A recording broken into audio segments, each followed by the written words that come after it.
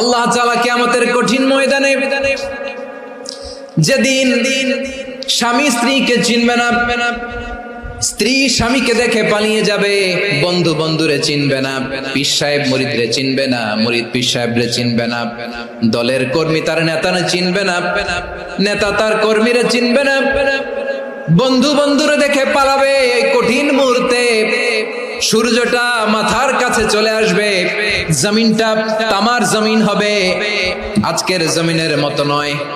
মানুষ ঘর্মাক্ত, ক্লান্ত, শ্রান্ত মাথার মগজগুলো কানের ছিদ্র আর নাকের ছিদ্র দিয়ে বেয়ে বেয়ে পড়বে। বিশ্বনবী ফরমান, কিয়ামতের ওই কঠিন ময়দানে 7 শ্রেণীর ব্যক্তিকে রব্বুল আলামিন তার আরশের নিচে ছায়া দিবেন।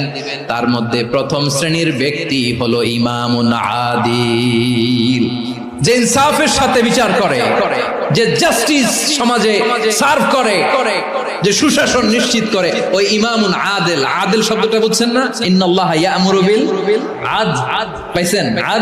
আদিল। 7 শ্রেণীর ব্যক্তিকে আল্লাহ তাআলা সুশীতল আরশের নিচে ছায়া দিবেন, যেদিন তার দেয়া ছায়া ছাড়া কোনো ছায়া থাকবে না। এর প্রথম হচ্ছে ইমামুন আদিল, ন্যায়পরায়ণ শাসক। চিল্লায় বলেন সুবহানাল্লাহ।